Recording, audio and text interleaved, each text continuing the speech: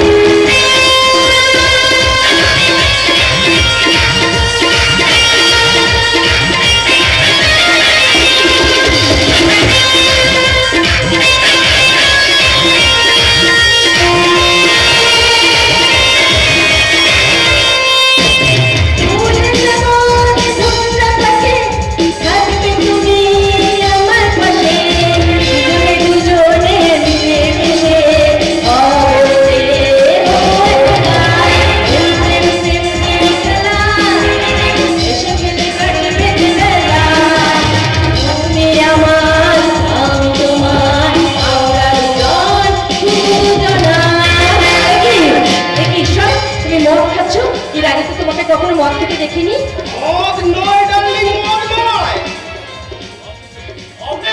ঈশ্বর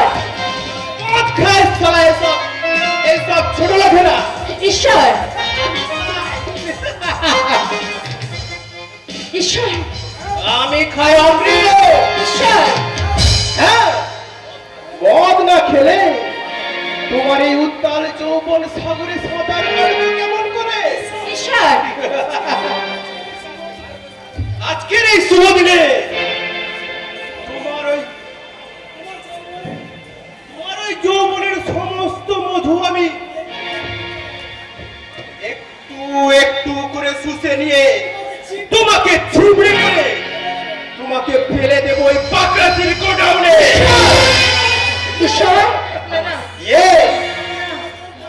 আমার পথের কাটা ওই বিশালরাও যাতে আমার পথে কোনোভাবেই হস্তক্ষেপ করতে না পারি, তার জন্য তার কাছে পাঠিয়ে দিয়েছি যৌবন রসে পরিপূর্ণ মল্লিকাকে। তোমার মন এত নীচ, এত ছোট তোমার মন। তুমিও তো ধোয়া তুলসী পাতা নও, এতদিন তুমিও তো ওই কুশলের মাথায় টুপি পরিয়ে আমার সঙ্গে অবৈধ প্রেমে লিপ্ত ছিলে।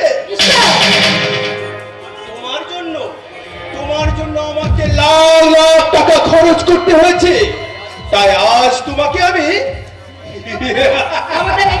নরপশু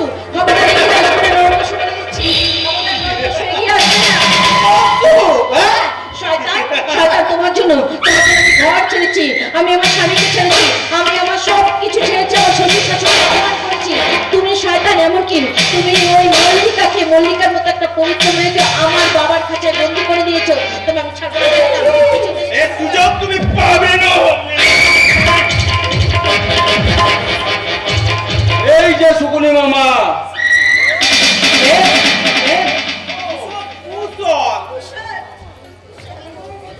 না না, তোমার মতো শকুনি মামার মৃত্যু দূত।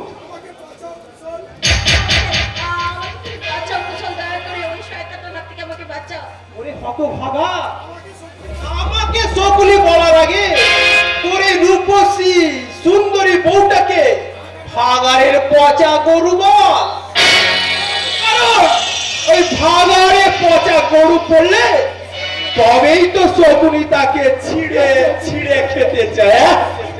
শয়তান মামা, তোর অনেক কুকৌশল হজম করেছি। আজ আমার হাতে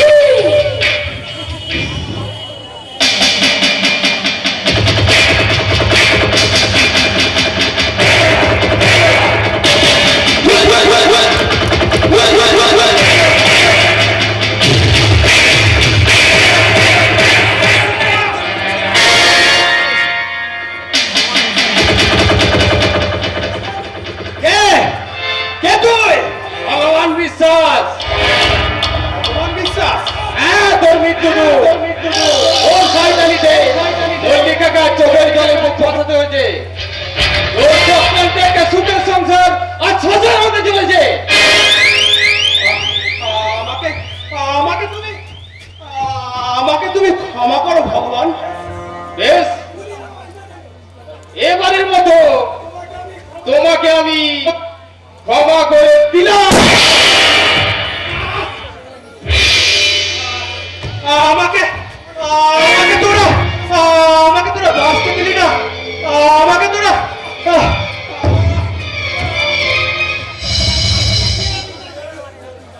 আপনি চিকে তা আমি জানি না, তবে আপনার ঋণ আমি কখনোই শোধ করতে পারবো না। না না, উপকারের বাহবা ঘোরাবার জন্য এই জঙ্গল সম্রাট ভগবান বিশ্বাসের জন্ম হয়নি। হ্যাঁ, আমি তার সৃষ্টিকারী জঙ্গল সম্রাট ভগবান বিশ্বাস। মিলে বিশালের বাড়ি থেকে লুট করে ফেরার সময় নারী কণ্ঠে চিৎকার শুনে এখানে ঢুকে পড়লাম। অসময় এসে যদি কিছু ভুল করি তাহলে আমাকে ক্ষমা করবেন ম্যাডাম। এত মজ্জার হৃদয় সে করেছে লুট। কি ভাবছেন স্যার? না না, ভাববার কিছু নেই। আমি যে শুধু ডাকাতি করি তা নয়, কোন মা বোনের প্রতি পাশবিক অত্যাচার হলে সঙ্গে সঙ্গে সেই শয়তানকে আমি প্রকাশ্যে গুলি করে মারি। আপনি কি বলছেন? আপনি কি বলছেন? আমি নিখাত কথা বলি, সেটা নিশ্চয় চোখের সামনেই দেখতে পেলেন। ওই প্রাক্তন এমএলএ বিশাল রায়কেও আমি গুলি করে শেষ করে দিতে পারতাম, কারণ উনি একজন যুবতী মেয়ের ধর্মনাশে উদ্যত হয়েছিলেন। Yes! ওনাকে শুধুমাত্র এখন জানে বাঁচিয়ে লাগলাম, ভবিষ্যতের প্রয়োজনে। চলি, গুড বাই। কি অদ্ভুত মানুষ, আশ্চর্য মানুষই ভগবান বাবু। তার থেকেও বেশি আশ্চর্য তুমি। কুশল, কুশল, আমাকে তুমি ক্ষমা করো কুশল। তোমাকে ক্ষমা না, কুশল, আমাকে তুমি ক্ষমা করো কুশল, আমাকে তুমি ক্ষমা করো। আমি না জেনে তোমার অনেক অপরাধ করেছি, অনেক অবিচার করেছি। আমাকে তুমি ক্ষমা করো কুশল, ক্ষমা করো। তাই আমি তোমার কাছে হাত জোড় করে বলছি, চরণ ধরিতে দিও আমারে, নিও না, নিও না সরায়ে, চরণ ধরিতে দিও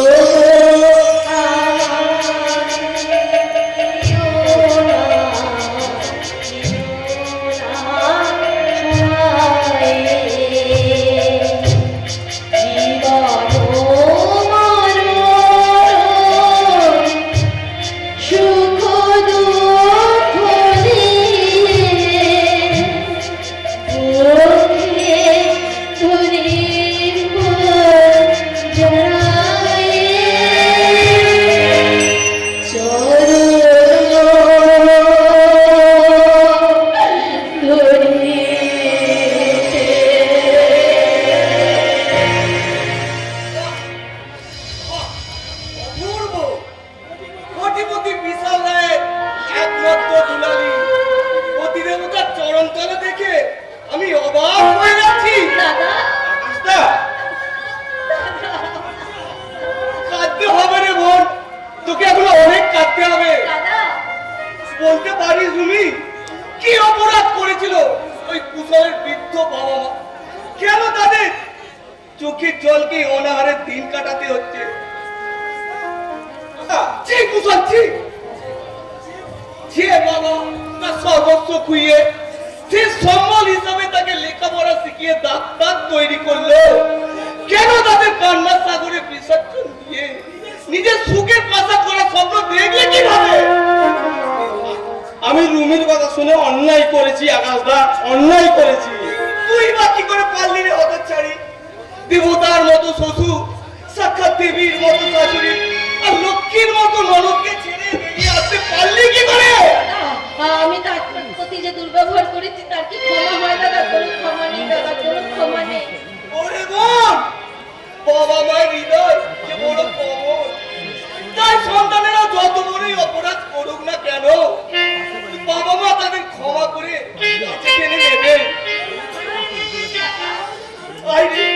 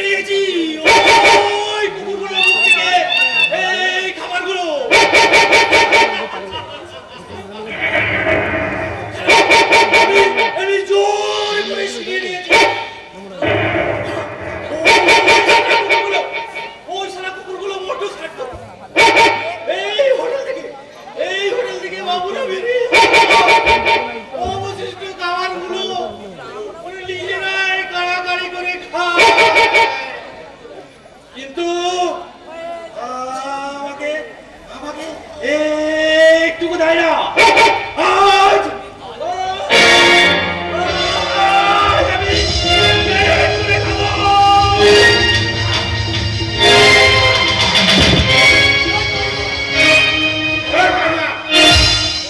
বল এই খাবার কি কোথা থেকে চুরি করেছিস?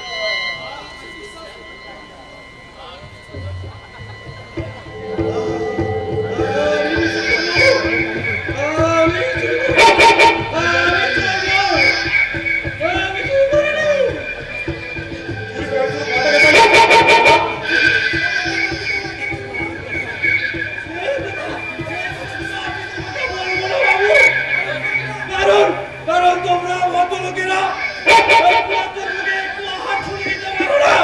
দিতে পারো না, তাহলে তোমাকে কেন জবাব দেবো? এই খাবারের ঠোঙা আমি কোথা থেকে পেয়েছি? পল্লাটাকে মাঝে মাঝে দেখি পারে, কিন্তু আজ যেন ওর প্রতি আমার কৌতূহল ক্রমশ বেড়ে চলেছে।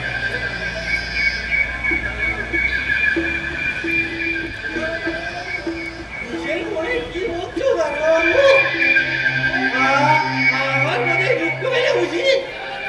না না না না না, দুঃখ পেও না। তার চেয়ে এক কাজ করো, এসো এসো এসো, আমরা তিনজনে ভাগ করে খাই। আশ্চর্যের মানুষ, কিন্তু আরেকজন কে?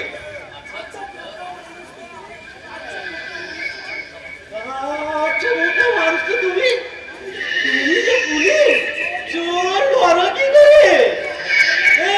একটু আগে বললাম না আমার সোনামণিকে খাওয়াতে হবে। কেউ শোনাবনি? আমার মেয়ে গো, আমার মেয়ে। জানো জানো, মেয়েটা এত দুষ্টু, আমাকে ছাড়া একটুও থাকতে চায় না। কোথায় সে? আমার বুকের মধ্যে তাকে লুকিয়ে রেখেছি। তুমি দেখবে, তুমি দেখবে, এই দেখো। কই দেখি? না, না।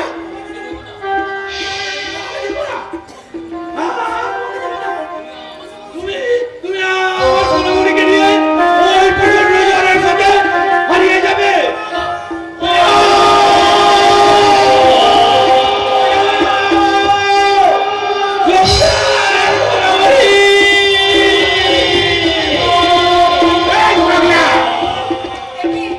কি করলেন মিস্টার বল?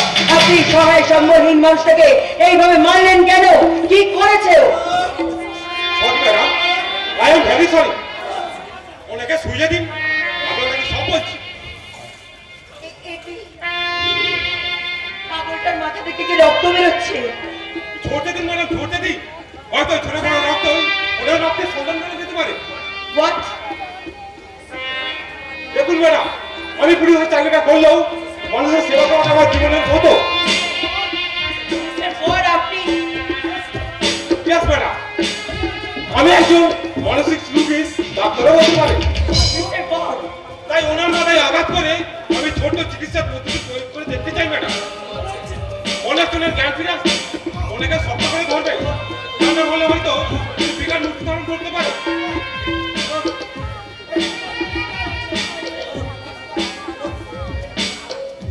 কি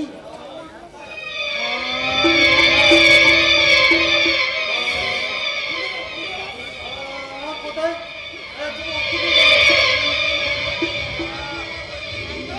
না না আসে গেলে তো ভাবতে হবে না আমরা সঠিক জায়গায় পৌঁছে দেবো এবার বলুন আপনাকে কি মনে করছে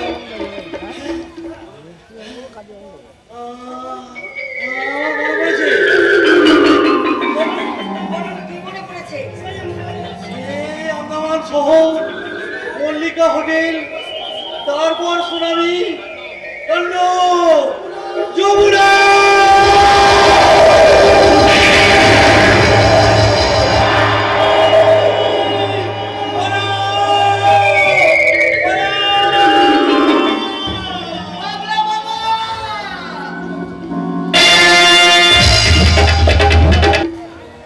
জানো, কাল রাত্রে আমি স্বপ্নে দেখলাম আমার কুশল আর বৌমা ওরা ফিরে আসছে।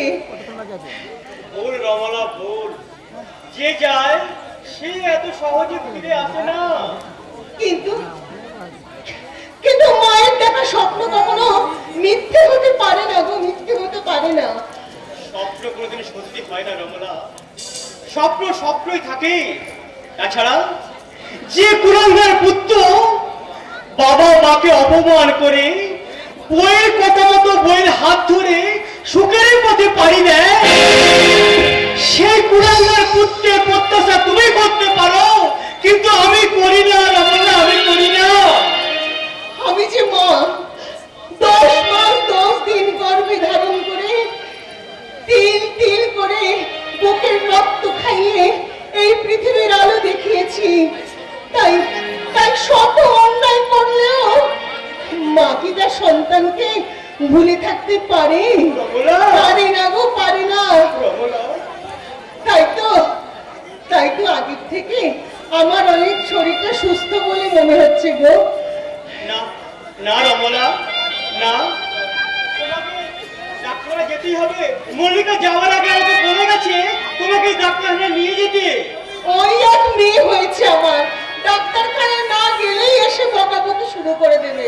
তার যা বলেছো চলো চলো সময়টার থেকে আমরা বেরিয়ে পড়ি নয় যদি ডাক্তারখানা বন্ধ হয়ে যাবে চলো না মেসমশাই আপনাদের না ডাক্তারখানায় যেতে হবে না আমার বাড়ির ডাক্তার আমি ফিরে নিয়ে এসেছি আকাশ হ্যাঁ মাসিমা ওদের হয়ে আমি আপনার কাছে ক্ষমা চাইছি আকাশ, নিশ্চয়ই ওদের বিমুখ করে ফিরিয়ে দেবেন না এই তুমি কি বলছো বাবা?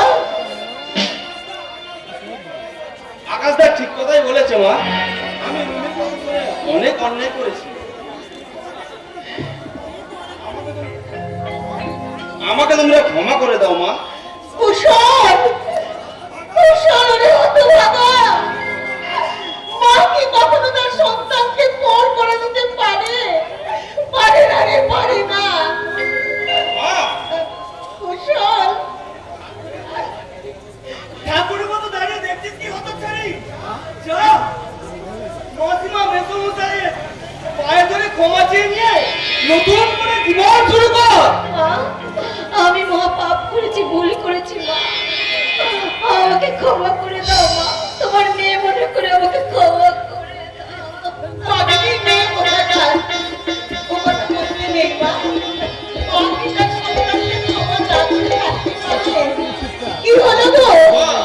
তুমি পাষাণের মতো চুপ করে দাঁড়িয়ে রইলে কেন? ওরা ভুল করেছে, তুমি ওদের ক্ষমা করে দাও গো, তুমি ওদের ক্ষমা করে দাও। আমাকে নয় রে হতচ্ছাড়ি আমাকে নয় আমার উপরে যাস্তান তার কাছে ক্ষমা চাইবে যা তার কাছে ক্ষমা চাইবে যা ওরে তার কাছে তোরা ক্ষমা চেয়ে নে তার কাছে ক্ষমা চেয়ে নে নয়তো অনেক দেরি হয়ে যাবে তার কাছে তোরা ক্ষমা চেয়ে নে দাদা তুমি কোথায় দাদা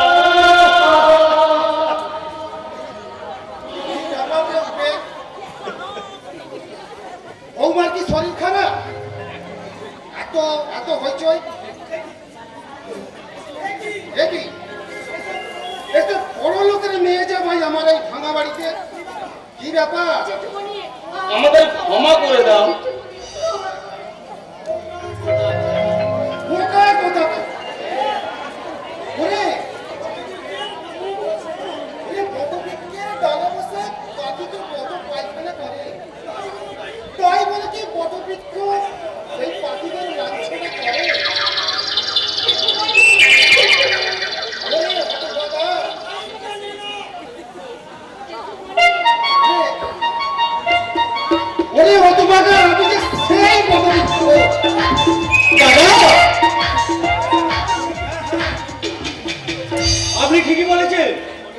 বড় বৃক্ষটা ছিল বলে এই যাত্রা আমি মানে বেঁচে গেলাম। কি বলছেন আপনি? জল, চারিদিকে শুধু জল। তার মানে তার মানে কত শখ করি স্ত্রী কন্যা সহ পরিবারে আন্দামানে বেড়াতে গিয়েছিলাম। আমার যতদূর মনে পড়ছে, আমার স্ত্রী কন্যাকে মল্লিকা লজে রেখে আমি গিয়েছিলাম সোনামণির জন্য খাবার কিনতে। মল্লিকা লজ, সোনামণি, তারপর কি? তারপর আমি মার্কেট থেকে খাবার কিনে নিয়ে এসে দেখি প্রচন্ড সোনামির কাণ্ড। কোন রকমের আশ্রয় করে আমি প্রাণে বেঁচে গেলাম। এরপর শুধু চারিদিকে জল আর জল। এছাড়া আমার কিছু আর মনে নেই। ও ঈশ্বর, এ তোমার কি কঠিন খেলা। আচ্ছা আচ্ছা, আপনার মেয়েটার বয়স কত বলুন তো? সোনামণি বছর আসতে বয়স হবে। আজ যদি সে বেঁচে থাকতো। চুপ করুন সন্ধান বাবু, আপনি চুপ করুন। বেঁচে থাকতো না, সে আজও বেঁচে আছে। আমার এই ভয়ের কীর্তি পরিচয় দিয়ে দাদা, সে পাঁচজনের একজন হয়ে আজও আছে। দয়া করে একটি বার, শুধু একটি বার আমার তাকে দেখে কতদিন তাকে দেখে দেখবেন ফুকুন বাবু, দেখবেন আজ আপনার মেয়েকে আপনি প্রাণ ভরে দেখবেন। হয়তো কিছুক্ষণের মধ্যেই মল্লিকা এসে যাবে। থাকতে পারবো না, কারণ এসপি সাহেব আমাকে দায়িত্ব দিয়েছে জঙ্গল সম্রাট ভগবান বিশ্বাসকে অ্যারেস্ট করতে। আর তা যদি করতে পারি তাহলে আমার একটা প্রমোশন হবে। দিদি, এটা দেখছি ভূতের মুখেরা। কেমন আছিস? আমাকে তুমি ক্ষমা করো দিদি, আমি তোমার উপর অনেক অভিযোগ করেছি। নো ম্যাডাম নো, আমরা কাউকে ক্ষমা টমা করি না, কারণ আমরা পুলিশের স্টাফ। তাই অপরাধীদের সোজা জেলে ঢুকিয়ে দিই। আর তোমাকেও আমি আমার ভাইয়ের এলাকা পেয়ে বন্দি করে দিলাম। আর বেশিক্ষণ আমি থাকতে পারবো না, আমি আসি। মা বাবা তোমরা দেখো ওনার যেন কোনো অসুবিধা না বলি বলি না বলি।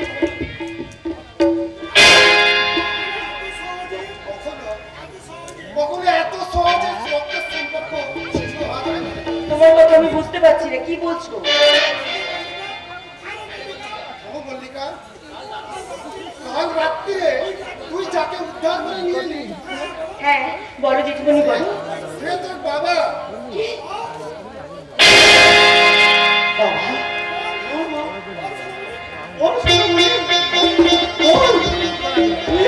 একবার আমাকে বাবা বলে দাও। আমার অস্তিত্ব হৃদয়টা মরিয়ে দে মা। তুমি আমার বাবা। পৃথিবীর পথে ভেসে আসছে আমার অতীতের স্মৃতিগুলো। আমার বাবা যে আমাকে সোনা মনে করে রাখবো। বাবা!